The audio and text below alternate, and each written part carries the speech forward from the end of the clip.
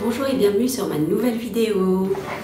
J'espère que vous allez bien, j'espère que vous avez aimé la première vidéo, la première partie de la vidéo sur le pardon. Et d'ailleurs, si vous ne l'avez pas encore vue, je vous invite à regarder d'abord la première vidéo qui parlait du pardon, en particulier vis-à-vis de Dieu, avant de regarder celle-ci où on va parler du pardon par rapport aux autres. Nous avons déjà vu en fait le pardon selon la Bible, comme je disais, donc par rapport à Dieu. Il y a deux types de blessures dans la vie qui nécessitent le pardon. Et d'ailleurs, si vous en avez d'autres, n'hésitez pas à m'indiquer en commentaire. En tout cas, moi j'en ai recensé deux. Donc il y a, la première chose, ce sont les blessures suite à déception amoureuse ou amicale. On va appeler ça des blessures relationnelles. Et d'ailleurs, la Bible ne parle pas d'autres formes d'amour, comme par exemple l'amitié. La Bible parle de fraternité, sinon la Bible ne parle que d'amour, du sentiment d'amour, du lien d'amour, on va dire. Mais de toute façon, il y a seulement deux types d'amour en soi, et ce sont d'ailleurs les deux commandements que Jésus avait donnés aux disciples. Et ce commandement se trouve dans Matthieu 22, versets 37 et 39, où il dit « Tu aimeras le Seigneur, ton Dieu, de tout ton cœur, de toute ton âme et de toute ta pensée. » Et le deuxième, c'est « Tu aimeras ton prochain comme toi-même. » Et pour moi, les deux sont étroitement liés. L'un dépend même de l'autre. L'un ne va pas sans l'autre. Je trouve aussi que l'un mène forcément à l'autre. Et justement, j'avais vu une fois sur Facebook un post que j'ai bien aimé et que j'ai reposté moi aussi du coup, que j'ai partagé aussi. C'était un post qui disait « On peut aimer les gens et ne pas aimer Dieu, mais on ne peut pas aimer Dieu sans aimer les autres. » La deuxième chose, ce sont les blessures en fait sur le plan familial. Et ce sont des blessures liées généralement à notre enfance ou à notre adolescence, mais il y a également des blessures qu'on a durant notre vie d'adulte. Et ça peut aller de la simple dispute jusqu'aux abus psychologiques, voire physiques, à de la maltraitance ou à de l'abandon. Et là, non seulement en fait on parle de pardon, mais c'est également le manque de pardon par rapport à ça en fait qui crée le sentiment de rejet qu'on a plus tard. Mais ça, on verra ça dans d'autres vidéos si vous le souhaitez. Je profite de cette vidéo pour vous dire que Dieu n'est pas l'investigateur de nos souffrances, mais en revanche, Dieu peut utiliser les pires tragédies de notre vie pour nous propulser dans le plan parfait et merveilleux qu'il a pour notre vie. Et l'exemple que j'ai là tout de suite en tête, c'est l'exemple de Joyce Meyer, qui est une grande femme de Dieu que j'admire énormément, qui est une évangéliste américaine et pasteur aussi, qui est assez connue d'ailleurs dans le milieu chrétien. Elle, justement, elle a subi de l'abus de la part de son père. Et elle lui a pardonné, donc pour moi c'est vraiment un super exemple de comme quoi tu as pu subir de la maltraitance, des abus, que tu peux pardonner. Rares sont les gens qui n'ont pas été confrontés d'ailleurs à l'une ou à l'autre, aux blessures relationnelles ou aux blessures sur un plan familial. D'ailleurs moi-même je l'ai vécu personnellement et c'est quelque chose je trouve qui n'est jamais acquis parce qu'on peut toujours être confronté à ce type de pardon-là parce que les gens sont tout simplement imparfaits. C'est ça la vie, ce sont les circonstances de la vie. Je vais vous donner un petit secret. C'est pas mon secret, c'est le conseil de Joyce Meyer. Elle dit que on peut pas contrôler ce qui sort de la bouche des autres, mais on peut contrôler ce qui rentre dans notre cœur. Et justement à ce propos, il y a un post que je vois régulièrement sur Facebook en fait, et ce post-là dit « Ma personnalité et qui je suis et mon attitude dépend de qui vous êtes. » Bon, j'ai pas le souvenir d'avoir partagé ce post, hein, mais je pense que j'aurais été d'accord avec ça aussi il y a quelques temps, à l'époque. Mais aujourd'hui, non, je peux pas être d'accord avec ça parce que la Bible dit dans Luc 6, verset 45 « Car c'est de l'abondance du cœur que la bouche parle. » Quand vous avez goûté à la grâce de Dieu, quand vous avez goûté à l'amour de Dieu, votre bouche, elle ne peut qu'abonder d'amour. Si vous laissez l'opportunité à Dieu de s'installer dans votre cœur, c'est ce qui va arriver, c'est ce qui va abonder de votre bouche. Moi, quand j'ai rencontré Jésus, ce que j'ai constaté, le premier changement que j'ai constaté chez moi, c'est que ce que je suis, justement ma personnalité, ne dépend plus des autres, ni des circonstances, mais de ce que j'ai dans le cœur. Et à partir du moment où j'avais Jésus dans le cœur, en fait, c'est pas que ça me touche pas ce que les autres disent, mais je n'avais pas envie de leur répondre avec haine.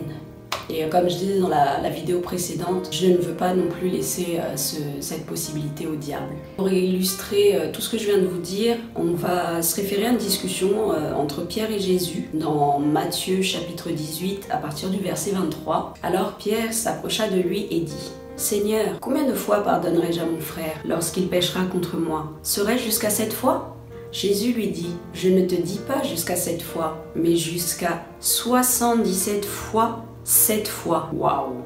Là, est-ce qu'on parle par jour, par semaine, par mois, par an, ou est-ce que dans une vie? Il faut savoir que l'unité de mesure de Dieu est en journée. Et pour comprendre ça, on va aller lire quelques passages de la Bible, notamment Matthieu chapitre 6 verset 34 où il est écrit: Ne vous inquiétez donc pas du lendemain, car le lendemain aura soin de lui-même. À chaque jour suffit sa peine. Dans Lamentation 3 verset 22-23, il est écrit: Les bontés de l'Éternel ne sont pas épuisées, ses compassions ne sont pas à leur terme. Elle se renouvelle chaque matin, que ta fidélité est grande. Et le dernier verset, Éphésiens chapitre 4, verset 26, il est écrit: Si vous vous mettez en colère, ne péchez point, que le soleil ne se couche pas sur votre colère. Et d'ailleurs, petite remarque, il n'a pas dit ne vous mettez pas en colère, il a dit si vous vous mettez en colère. Donc là déjà on voit que, comme je disais dans mes vidéos précédentes, Dieu sait qu'on est humain, Dieu sait que nous sommes des pécheurs. C'est pas le fait d'avoir des sentiments en fait le problème, que ce soit des sentiments bons ou mauvais d'ailleurs, c'est vraiment notre agissement avec ces sentiments. Quand on est en colère, on va pécher, on va s'énerver, on va dire des choses pas bien. Donc c'est pas le sentiment le problème. Et à contrario, quand on est dans la joie, on peut aussi prendre des mauvaises décisions. Comme, je sais pas pourquoi c'est cet exemple-là qui me vient en tête, mais l'exemple que j'ai tout de suite en tête là, ce sont les gens qui sont joyeux avec l'alcool, qui vont à Las Vegas et qui se marient sur un coup de tête. Et enfin bref, donc si vous vous mettez en colère, ne péchez point, que le soleil ne se couche pas sur votre colère. Ça veut dire que la journée elle se termine, donc il ne faut pas finir la journée avec la colère. En voyant la tête de Pierre et en prévention certainement aussi de notre réaction 2000 ans plus tard, Jésus, suite à cette discussion, va raconter une parabole. Une parabole, c'est une petite histoire avec une leçon de morale à la clé. Et donc la parabole, c'est l'histoire d'un roi qui veut régler ses comptes avec ses serviteurs.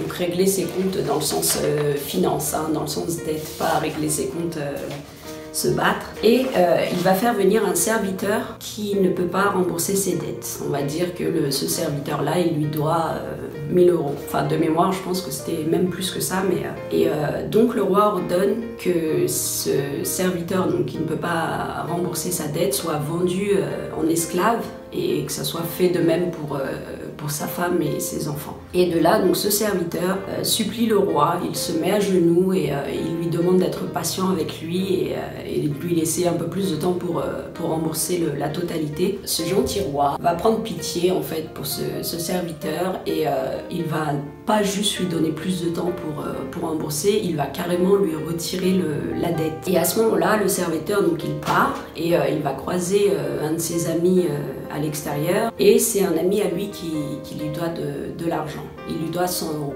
on va dire. Donc il lui réclame l'argent et de là son ami va lui dire qu'il ne peut pas le rembourser, donc il se met à le supplier, il se met à genoux aussi et il lui demande de lui laisser un peu plus de temps pour rembourser. Et le serviteur, le premier serviteur, du coup il veut rien entendre, il l'envoie en prison. Et de là, donc, les gens qui ont assisté à la scène sont venus rapporter l'histoire donc au roi qui s'est mis en colère et qui rappelle ce serviteur-là et décide de le mettre en prison. Et la conclusion de cette parabole-là se trouve donc au verset 35 où il est écrit « Et Jésus ajouta : Mon Père qui est dans les cieux vous fera la même chose. si chacun de vous ne pardonne pas à ses frères et sœurs de tout son cœur.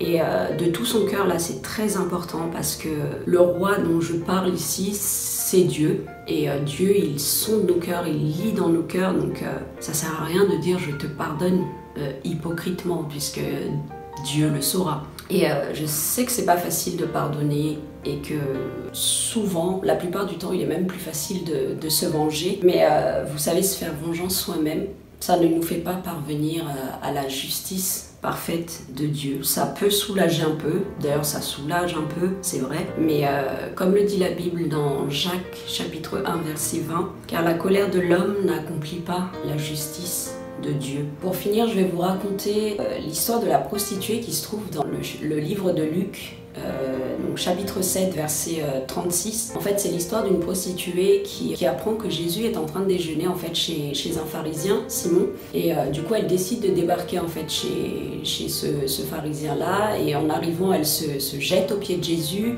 Elle avait avec elle un vase de parfum, donc elle se jette aux pieds de Jésus et de là elle se met à pleurer, et elle pleurait tellement qu'elle a mouillé les pieds de Jésus avec ses larmes. Et ce qu'elle fait du coup, c'est qu'elle essuie les pieds de Jésus avec ses propres cheveux, et là en fait il y a tous les gens qui sont en train de déjeuner qui observent la scène et qui se posent des questions. Ils se disent même, ils se demandent même en fait comment Jésus peut permettre à cette prostituée d'être à ses pieds, de lui mettre du parfum, d'essuyer ses pieds avec les cheveux. Au verset 44, donc, il y a Jésus qui s'adresse à Simon, qui est le propriétaire des lieux, et qui lui récite donc tout ce que la femme faisait, qu'elle a fait ci, elle a fait ça. Et pour conclure, il dit « C'est pourquoi je te le dis, ses nombreux péchés ont été pardonnés, car elle a beaucoup aimé. Mais celui à qui on pardonne peu, aime peu. » Et il dit à la femme, tes péchés sont pardonnés. Et c'est là où je veux en venir en fait. Ses nombreux péchés ont été pardonnés car elle a beaucoup aimé, mais celui à qui on pardonne peu, aime peu. C'est ça que je veux vous raconter aujourd'hui, c'est que Dieu m'a tellement pardonné, et il continue de me pardonner encore aujourd'hui. Et ça même plus de 77 fois, 7 fois par jour, et rien que pour ça, en fait, je ne peux pas faire autrement que de pardonner aux autres. Pardonner aux autres, pour moi, c'est une manière aussi de rendre en fait cet amour que j'ai reçu, de rendre cet amour que je reçois, cette grâce que Dieu me fait chaque jour. Et vous savez, ce qui est merveilleux, c'est qu'avec Dieu, en fait, plus tu donnes et plus tu reçois. Et d'ailleurs, il y a un verset dans la Bible qui dit qu'il y a plus de bonheur à donner qu'à recevoir. Et c'est tellement vrai, parce que quand tu as un canal de bénédiction pour les autres, tu ne t'appauvris jamais. Et c'est une bénédiction de pardonner aux autres. Et moi, l'encouragement que je veux vous faire aujourd'hui, le conseil que je veux vous donner aujourd'hui, c'est de vous fixer un objectif par jour, par rapport à quelqu'un, par rapport à une situation, par rapport à la personne qui vous blesse régulièrement, ou les personnes qui vous blessent régulièrement, ou par rapport à l'endroit où se passent aussi les offenses, je sais pas moi, au travail, à la maison, dans votre couple. Fixez-vous un objectif par jour. Fixez-vous l'objectif de faire de mieux en mieux chaque jour, de plus en plus aussi chaque jour. Je sais pas si vous avez intégré du coup ce que je vous ai partagé dans la première vidéo par rapport au pardon vis-à-vis de Dieu. Je dis ça parce que parfois on est tenté aussi de dire mais j'ai qu'à couper les ponts avec cette personne et voilà, c'est réglé, j'ai pas à lui pardonner ni quoi que ce soit. Mais sachez qu'il y a un verset dans la Bible, je vous le mettrai en barre d'infos ou je vous le mettrai dans la vidéo. Je ne l'ai pas, mais c'est un verset qui dit que avant de venir à Dieu pour apporter votre offrande, réglez déjà votre problème, votre situation avec la personne. Régler la situation, ça ne veut pas dire que vous allez retrouver la même relation avec la personne, mais ça veut dire pardonner à cette personne. Et l'offrande que vous allez apporter à Dieu, d'ailleurs, c'est pas la dîme, hein, c'est pas l'argent que vous donnez à l'église, c'est pas non plus les bonnes œuvres que vous faites en aidant les pauvres ou je sais pas moi, à rendre service. L'offrande dont je parle, en fait, c'est votre cœur tout simplement, parce que la chose que Dieu veut, c'est votre cœur. En tout cas, je prie pour vous, pour que je ne peux pas pardonner aux autres pour vous, mais je peux prier pour que votre relation avec Dieu, pour que vous ouvrez votre cœur à Dieu, en fait, vous amène à pardonner aux autres. Et que Dieu touche votre cœur, que vous soyez libérés en fait de ce poids, de ce fardeau en fait, qui est le manque de pardon. Voilà, cette vidéo est déjà terminée. Juste avant de finir, je voulais parler de ma prochaine vidéo. Donc, je voulais vous faire un petit sondage comme la dernière fois pour savoir si vous souhaitez que je parle de la foi biblique, ou si je parle de l'orgueil. Oh, oh. Et je suis très bien placée pour parler de l'orgueil.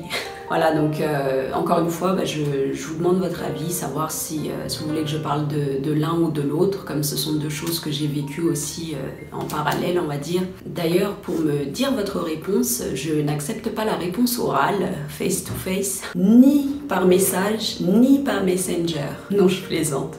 Si vous voulez me laisser un commentaire pour me dire ce que vous voulez, allez-y, sinon dites-moi de la manière que vous voulez, ce que vous voulez. Voilà. En tout cas, je vous remercie d'avoir regardé cette vidéo jusqu'au bout. Je prie pour vous, pour que vous ouvrez votre cœur à Dieu, pour que vous puissiez pardonner à ceux qui vous blessent régulièrement et que vous soyez aussi un canal de bénédiction pour les autres. Et voilà, que vous aussi, vous connaissiez en fait ce bonheur de donner. Je vous dis à très bientôt et que Dieu vous bénisse abondamment dans le nom puissant de Jésus-Christ.